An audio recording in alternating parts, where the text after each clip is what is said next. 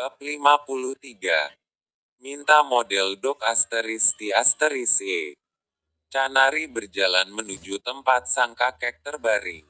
Walau dengan rasa takut tapi ia harus memaksa dirinya untuk menghampiri sang kakek. Langkah demi langkah, kini jarak Chan dengan sang kakek sekitar 2 langkah dia akan sampai. Namun perasaan Canari sedikit lega saat kakek tersenyum melihatnya. "Kakek baik-baik saja kan?"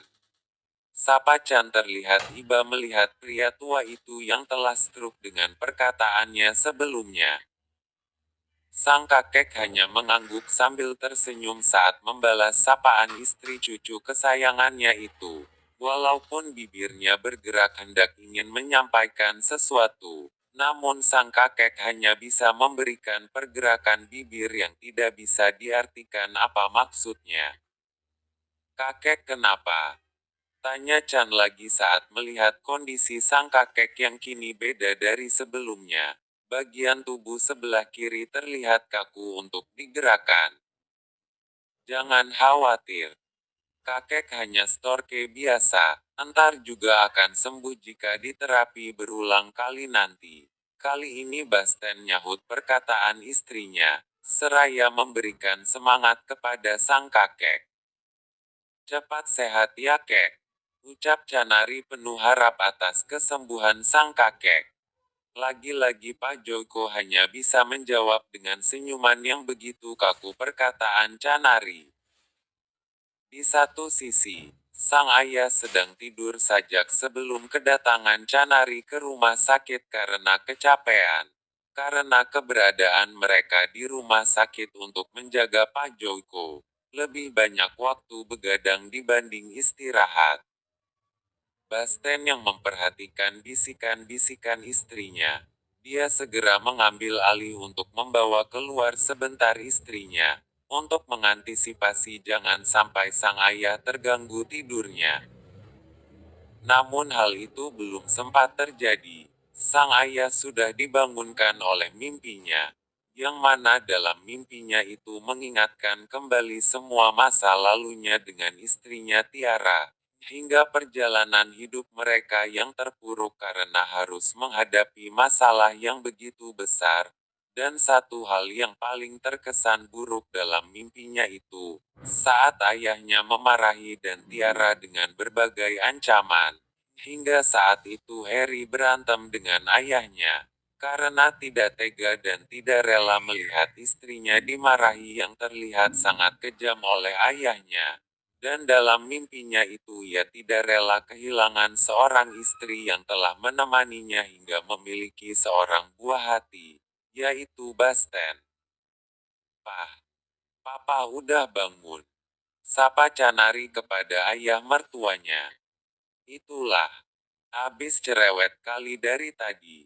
Kayak yang sedang menyiar berita aja." Basten nyindir istrinya yang dari tadi tidak bicara dengan kakek dengan nada pelan.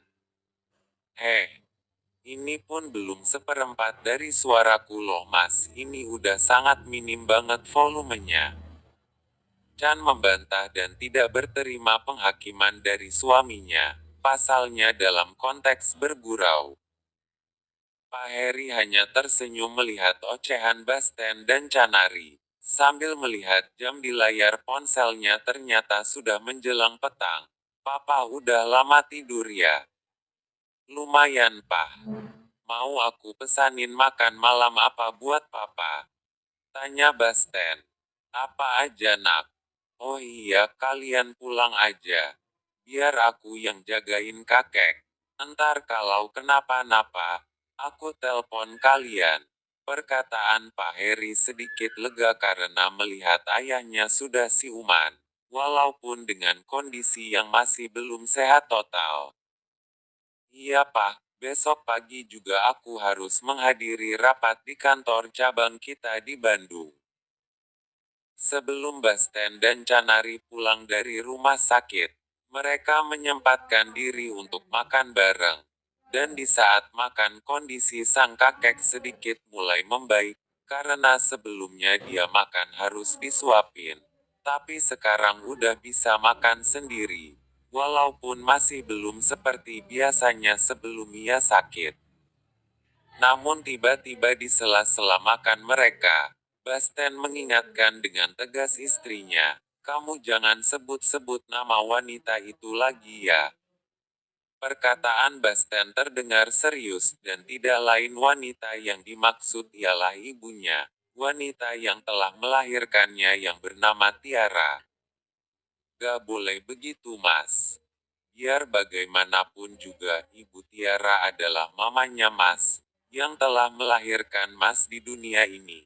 Canari menasihati suaminya yang belum membuka sedikit pun hatinya untuk sang ibu. "Hah, emang kamu tahu apa tentang dia?" seru Basten yang tidak berterima dengan nasihat istrinya. "Cukup," ucap Pak Heri yang tidak mau mendengarkan saat ini perdebatan tentang istrinya. "Untung saja kamu bukan anak mama, pasti dikutuknya kamu habis-habisan," sindir Canari kepada suaminya sembari mengingat sifat utama mamanya di rumah kalau lagi marah pasti ada-ada saja ucapan yang kurang sedang untuk didengarkan. "Ayo kita makan lagi. Entar siapa yang keselak sendoknya, berarti dia yang salah." Ocehan Canari tertuju pada suaminya. Namun apa yang terjadi? Sang kakek yang tadinya sedang menikmati makan malamnya, saat mendengarkan ocehan istri cucunya, refleks sendok yang sedang dipegang Pak Joko langsung keselak saat itu juga dan terjatuh di lantai. Semuanya tidak menanggapi dengan buruk kejadian itu. Meskipun Canari barusan mengutarakan ocehan yang bukan dari hatinya itu, dianggap saja, keselak sendok makan sang kakek, itu karena kondisinya yang belum stabil. Acara makan malam pun sudah selesai. Hanya menunggu beberapa menit setelah makan malam, Basten dan Canari pamitan untuk pulang duluan kepada ayah dan kakeknya. Dalam perjalanan menuju pulang, berbagai obrolan kembali dirancang sepasang suami istri itu, dan obrolan mereka lebih terarah ke hal yang berbaur seasteris S, hingga emosional Basten di mobil yang sedang mereka kendarai itu terlihat mulai tidak terkontrol, dan sebuah pemandangan yang membuat Canari semakin tidak sabar, terlihat di celana jeans yang dipakai suaminya. Bentuknya terlihat sudah sangat siap untuk diuji. "Udah, jangan pancing dulu. Entar lagi juga mau nyampe," sentak Basten karena mulai tidak fokus mengemudi. "Haha, EGP banget Mas." Canari menggoda suaminya sambil menyandarkan jari-jari mulusnya di bagian teristimewa suaminya. Basten tidak berontak dan tidak menanggapi lagi percakapan istrinya, yang pastinya kali ini ia menambah kecepatan mobil. Entah apa tujuan, dan untungnya kalau cepat nyampai di rumah, yang pastinya mobil mereka terlihat melaju sangat cepat. Beberapa menit kemudian, kini keduanya sudah sampai di rumah. Basten yang sudah benar-benar kehausan dari mobil langsung menghakimi istrinya dengan meraih pinggang langsing sang istri. Namun Canari memberontak dengan menggerakkan tubuhnya, sampai membuat Basten terkejut. "Lah, kok berontak tadi kayak yang gak ada obatnya gitu di mobil?" Wajah Basten terlihat sedikit kesal. Canari hanya diam dengan wajah yang kurang semangat. Pasalnya Canari sedang berpura-pura untuk menguji kesabaran sang suami. Namun ketika melihat wajah suami yang sedikit terlihat aneh, Canari langsung berbisik di telinga suaminya. "Mas, sambil mandi yuk," ajakan Canari dengan suara yang menggoda iman. "Dasar istri on." Basten kembali melanjutkan pelukan hangatnya dari belakang. Keduanya langsung menuju kamar mandi untuk bersih-bersih dulu, dan keromantisan saat itu disambut dengan air hangat. Waktu yang dibutuhkan Canari tidak terlalu lama untuk memerintah sang suami dalam hal memulai rangkaian acara. Pasalnya hal itu membuat Canari melai Asteriseng saat tangan kanan Basten mendarat dengan lembut di bagian belah endat mungil sang istri. Sementara tangan kirinya memanjakan pul Asteris Utembem yang belum banyak pelindungnya itu sambil menggerakkan jari telunnya di sela-sela bagian sensit Asteris F sang istri. Mas, dok Asteris T Asteris E. Udah gata Asteris N lagi. Suara Canari terdengar pelan, yang kini sudah menggenggam dengan lembut pedang sang suami yang sudah sangat keras. Singkat cerita guys, malam itu pun mereka six asteris tubuh mereka dengan berulang kali mencapai klim asteris kes. Yang pastinya acara terakhir diperankan dengan nafas yang sudah mulai tak terkontrol dengan normal. Malam pun berlalu begitu cepat. Sang mentari kini sudah menyambut dengan cerah pagi hari pasangan suami istri itu yang masih terlihat lemas, bahkan terbangun pun belum bisa meyakinkan tubuh mereka untuk bangun dari tempat tidur. Yang aku perhatikan akhir-akhir ini kamu sedikit aneh ya, sebenarnya apa yang sedang kamu pikirkan? Tanya Basten sambil memainkan rambut istrinya. Pertanyaan macam apa sih itu mas? Akhir-akhir ini aku kelihatan aneh. Masa mas gak tahu alasannya sih? Lebay banget deh. Emang kamu lagi mikirin apa sih? Ayo dong cerita. Basten menyelidiki kembali. Canari memilih tidak banyak membuat tebak-tebakan kepada sang suami. Walaupun salah satu alasan yang membuatnya aneh karena sibuk memikirkan cara untuk menyatukan hidup mereka dengan kehadiran sang ibu mertua di dalam keluarga mereka.